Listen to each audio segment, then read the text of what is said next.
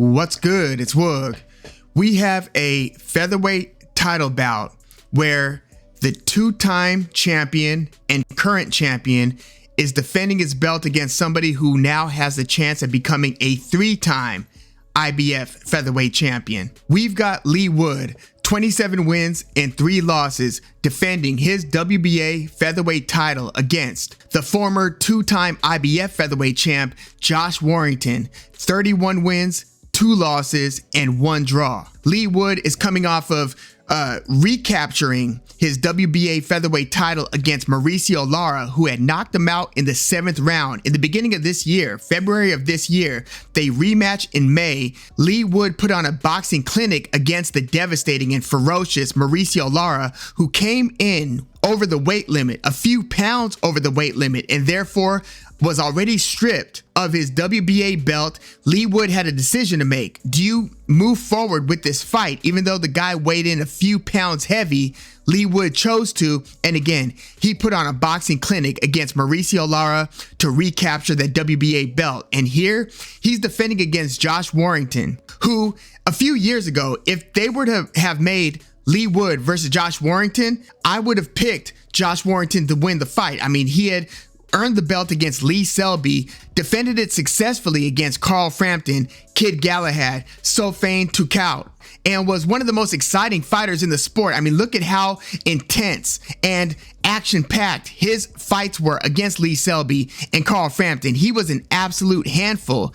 And around the same time, Leigh Wood had lost a decision, a majority decision, to Jaza Dickens. So yeah, if they were to have made Josh Warrington versus Leigh Wood like 3 years ago, I would have gone Josh Warrington without hesitation. But a lot's changed over the last couple years. Josh Warrington had relinquished his title because he didn't want to defend it for a second time against Kid Galahad.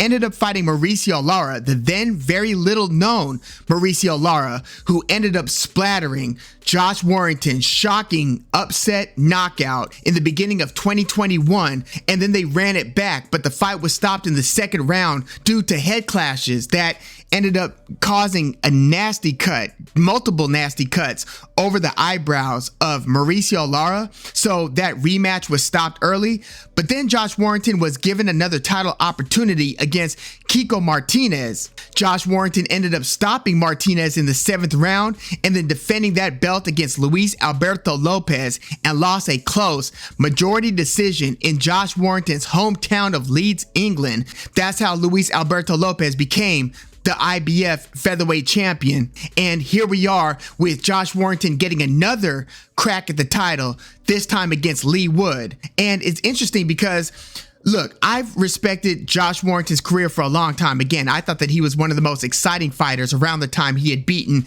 Lee Selby and Carl Frampton. But after getting splattered against Mauricio Lara and then fighting to that 2nd round stoppage draw in the rematch against Lara, without winning a fight after getting knocked out, he was given that title opportunity against Kiko Martinez, where Josh Warrington was the betting favorite. Kiko Martinez pulled off a unexpected knockout win over Kid Galahad. And so Warrington beats Kiko Martinez, then he loses to Luis Alberto Lopez, and now without winning a fight to earn another title shot, he's being given another title shot against Leigh Wood. So that's twice that Josh Warrington, after losing the title, didn't pick up a win, but was somehow granted another title opportunity. I mean, when you have a name, it just goes such a long way where you could kind of skip over some of those steps that other contenders would have to climb to earn a title opportunity. Whereas Leigh Wood kind of had to come up, without getting so many opportunities like that handed to him. I mean, after he lost to Jaza Dickens in 2020, this is like right before COVID began, Leigh Wood stopped Reese Mold in the 9th round, and then he got a lesser or a regular WBA title opportunity against Zhu Kan out of China. And so in 2021, Leigh Wood, the betting underdog, ended up just taking it to Zhu Kan, hitting him with uppercuts, these really nicely placed combinations. And it looked like Zhu Kan was like walking around in mud. He just looked very slow and sluggish during that fight. Leigh Wood ended up stopping Zhu Can in the final round to capture the WBA regular featherweight title. And then in March of 2022, Leigh Wood defends that belt against Michael Conlan in what turns out to be one of the greatest fights I've ever seen. This was the fight of the year for 2022. This is just an epic. This is a classic fight, not because of its exposure, not because of its high profile nature, but if you look at the way the fight started and look at how the first round played out, second and third round, then you get into the middle rounds. This was an absolute war where Michael Conlan dropped Leigh Wood very badly in the first round, where, you know, Michael Conlan likes to do that dip, and then he throws that left hand. He's a southpaw, Michael Conlan, throws that left hand, he looks low, throws it high, and he just caught Leigh Wood so cleanly, where Leigh Wood wasn't put on his butt, he was put on his back, flat on his back, ends up beating the count. He gets hurt again in the second round, third round. I swear, Michael Conlan could not miss with that left hand. Well, then Leigh Wood starts to get a lot more competitive into the fourth and fifth, sixth round. He starts winning some of those middle rounds. The fight starts getting even more interesting. And then Leigh Wood is like nearly catching up on the scorecards, pretty much needs a knockdown or needs something big to happen in the 11th round. He gets a knockdown over Michael Conlan in the 11th round. Very dramatic.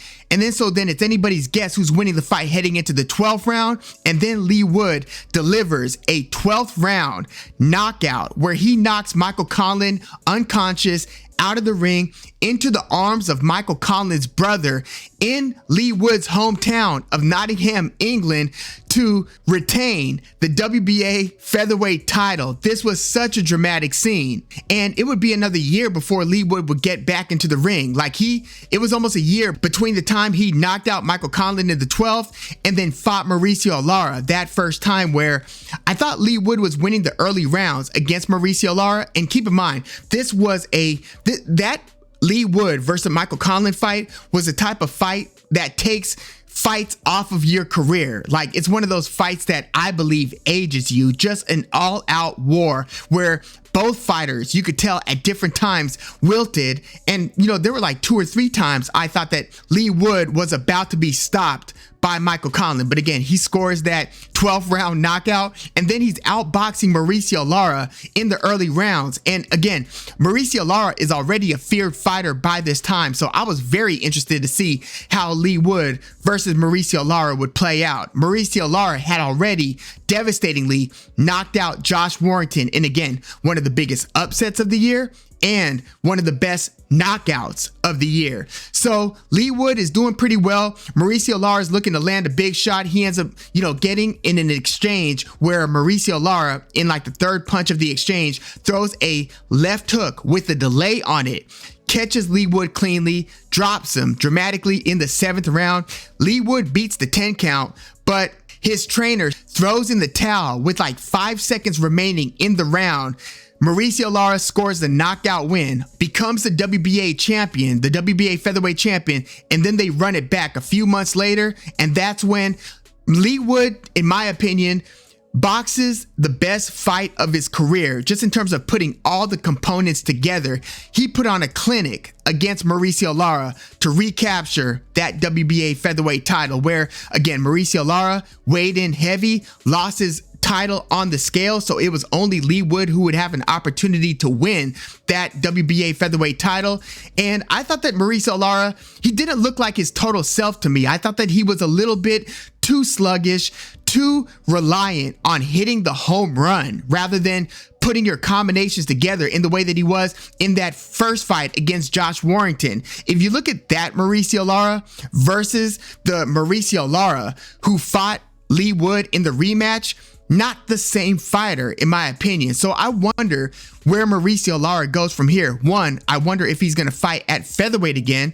And 2, if he campaigns at 130, I wonder, because he was always a knockout threat, but he wasn't the sweetest of sweet scientists. You know what I mean? He is a bit of a brute, a bit of a slugger, but I just thought that his volume dropped off considerably in that rematch against Leigh Wood. But if you look at the way that Leigh Wood has fought his last few fights, I just feel like I've noticed a huge improvement over his boxing skills. Like if you look at the Leigh Wood that fought Johnson Dickens at the beginning of 2020 versus the Leigh Wood that won, outboxed Zhu Khan and then stopped him in the 12th, and the Leigh Wood that obviously, you know, had the fight of the year against Michael Conlan, but the Leigh Wood that just cleanly outboxed Mauricio Lara in that rematch where it looked like Mauricio Lara only had a puncher's chance. He was just swinging for the fences with all of his shots and otherwise was just getting peppered with the jab, with the straight right hand. Leigh Wood was also switching stance and hitting it with left uppercuts, and from the orthodox stance, hitting it with right uppercuts. Leigh Wood was putting a lot of nice pieces together, and again,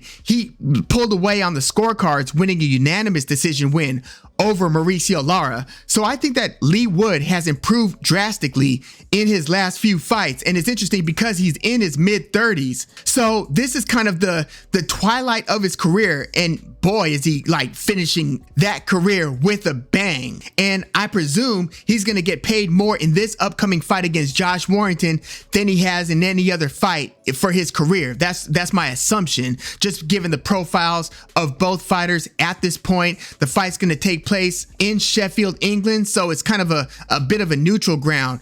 Leigh Wood's from Nottingham. Josh Warrington is from Leeds, home of the Kaiser Chiefs. If you know, you know. Pretty cool alternative punk band. I really like them. In fact, Josh Warrington often enters the ring to the Kaiser Chiefs' I Predict a Riot. But as I'm sizing up Leigh Wood versus Josh Warrington, can Josh Warrington muddy up this fight to where the sweet science abilities that Leigh Wood has acquired, especially in these recent fights, to make it a little bit more of a brawl? Now, I give Leigh Wood the power edge. I think that Leigh Wood's the harder hitter between the two. I mean, out of Josh Warrington's 31 wins, only 8 have come via knockout, whereas out of Leigh Wood's 27 wins, 16 have come via knockout. So Leigh Wood has the edge in terms of punching power, and I think in terms of overall boxing ability. Now, Josh Warrington used to just be hell on his opponents. His volume, his tenacity, just his aggressive approach, just jumping in and out of the pocket, throwing combinations and just beating the opponent to the punch, usually landing the first punch in the combination or in the exchange, and more often than not, landing the last punch of the exchange. But Josh Warrington in recent years, he himself is now 32 years old. So although Leigh Wood has 3 years on Josh Warrington, Leigh Wood is 3 years older. Josh Warrington, I've noticed more of a diminishing of his athleticism. He doesn't have the same legs, in my opinion, that he did when he was in his mid to late 20s. So Josh Warrington isn't able to enter and exit the pocket as cleanly without taking more and more shots. And another thing about Josh Warrington fights, they often involve a lot of headbutts, like headbutts that split the eye of the opponent.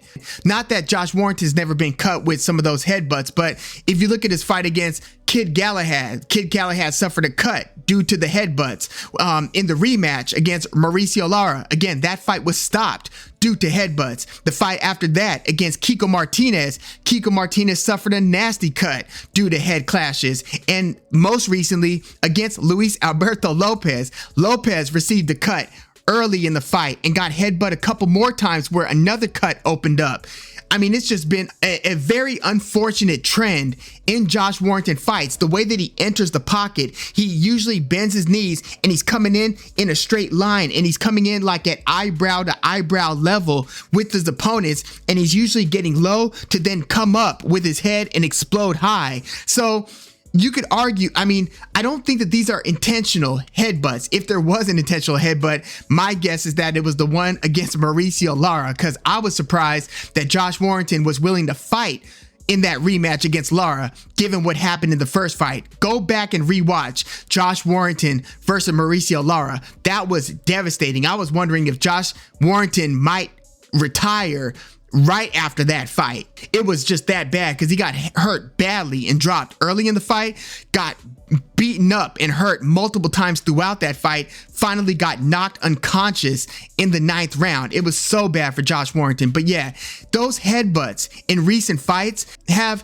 really made him an unfavorable fighter for a lot of fight fans and for a lot of fighters. I mean, they've been outspoken about how frustrating and painful it is to fight Josh Warrington because of these head clashes. So, I mean, first of all, shout out to Leigh Wood's eyebrows for accepting this fight. Again, this is coming with a lot of money, but, you know, thoughts and prayers go out to Leigh Wood's eyes and eyebrows. I really wish them the best in this affair, and I hope that they're able to pull through, quite frankly. But will Josh Warrington be able to muddy this fight up? I suspect that because of his fight style, that will give Leigh Wood a lot of opportunities to hit Warrington cleanly with uppercuts, to try to keep Josh Warrington outside with the jab. And here's something that was a little bit surprising to me.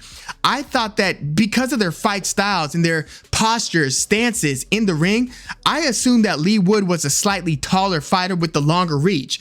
But they have, at least on paper, are identical height-wise. They're both 5'7", and they both have 67-inch reaches. I wouldn't have expected that. I would have expected Leigh Wood to have the height and reach advantage. But I still presume that because of their fight styles, it's going to be Leigh Wood that's going to be the more active jabber, and it's going to be Josh Warrington who's looking to come in and explode with combinations.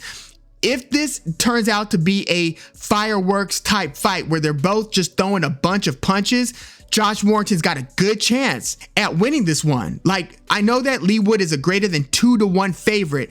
That's because of their recent histories. I mean, Josh Warrington has only won 1 out of his last 4 fights. But the results of this fight and how it plays out, to me, is determined by the fight pace and the fight style that takes place. So again, if this is a boxing affair, I'm going Leigh Wood. If this is just a fight, I might still side with Leigh Wood, but this gives Josh Warrington a greater opportunity. The muddier and messier this fight gets, it opens the doors for Josh Warrington to pull it off. I mean, even in his last fight with the very hard puncher and very awkward style, Luis Alberto Lopez, who entering that fight against Warrington, unless you had seen Luis Lopez against like Isaac Lowe or against Gabriel Flores, where Luis Alberto Lopez was the B-side to the then prospect, hot prospect, top-ranked prospect, Gabriel Flores, it was Luis Alberto Lopez who put a whooping on him, kind of derailing that hype train.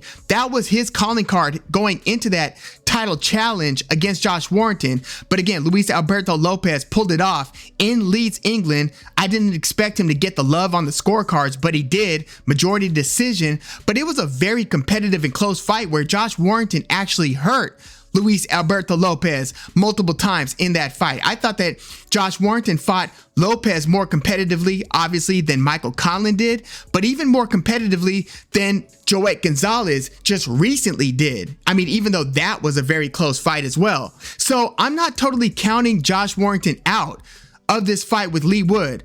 But again, Leigh Wood has shown improvements just in terms of the boxing skills. But again, if this fight were to have taken place 2-3 years ago, I would have gone Josh Warrington because of how he forces the opponent to mix it up. And he's able to make it a Josh Warrington looking fight. I think that this fight might take on that tone. But because of Leigh Wood's ability to place his punches smartly from his jab to his check hooks as the opponent comes in, and I also think he's going to line Josh Warrington up with, again, right hands and uppercuts, I think that Leigh Wood is going to be landing the cleaner shots. I'm not counting Josh Warrington out here, but I'm going to go Leigh Wood, but not via stoppage. I think that this is going to be a close and competitive fight where it might even result in a split decision type of win. But I think that this could be one of those just high action, maybe a fight of the year contender. You know, for Leigh Wood's sake, I hope he's not involved in another fight of the year. That's terrible health wise for the fighter. Leigh Wood's already given us that with that fight against Michael Conlan. So I hope that this is a little bit less brutal than that Conlan fight. but I do think this is going to involve a lot of action.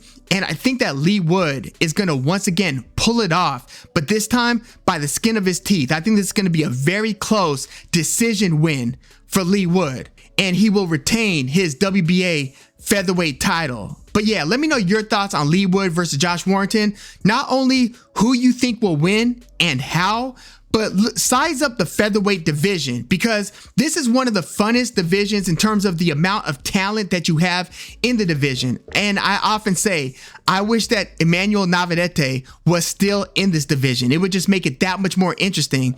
But the unfortunate part of this division, like in a lot of divisions, is that because of the promotional politics, we can't get a lot of the fights that we would otherwise want to see. Like, we were fortunate to get Leigh Wood versus Mauricio Lara because Lara at the time was on DAZN. But, you know, there are other very good fighters that are not on Matchroom. So in this case, yes, we've got Leigh Wood and Josh Warrington, two top 10, champions and former champions. But I mean, if you look at Top Rank's got Luis Alberto Lopez, Robeisy Ramirez. I mean, who wouldn't want to see, Leigh Wood or Josh Warrington mix it up with Robeisy Ramirez? Or, we got Warrington against Luis Alberto Lopez, but like Leigh Wood versus Luis Alberto Lopez, I would love to see that. I would love to see Leigh Wood against Robeisy Ramirez. I wonder if we're ever going to get that third fight between Josh Warrington and Mauricio Lara. Again, I don't know what is in store for Mauricio Lara divisionally, but I mean, even on the PBC side, you still have Ray Vargas, who's the WBC champ. You've got Brandon Figueroa, who I believe is like the interim WBC champ. I hope that we get Ray Vargas versus Brandon Figueroa, who's coming off of a good win against Mark Magsayo, another good PBC fighter. I don't think that we're going to get Gary Russell Jr. to return to action, unfortunately. And if he does, I think it's going to be up a division, at least up one division. Otherwise, I mean, if we were still dealing with a prime Gary Russell Jr., that would make the division that much more exciting. But yeah, because of the promotional politics, only a fraction of these very interesting matchups are doable. Like, imagine if we got Luis Alberto Lopez versus Brandon Figueroa or something like that. I think that would be a lot of fun. Or Leigh Wood versus Brandon Figueroa. But yeah, let me know your thoughts on the state of the featherweight division. Who is your favorite fighter in the division? And who do you think is actually the best fighter at featherweight? Let me know your thoughts in the comments. And please like the video, subscribe to the channel. And by the way, Isaac Dogboe is still in the mix. That's another one of those featherweight fighters who's always one or two fights away. Like him, Joet Gonzalez. There's just a lot of good competitive fights to be had at featherweight. But yeah, let me know your thoughts. I'm Woog. Thanks for tuning in.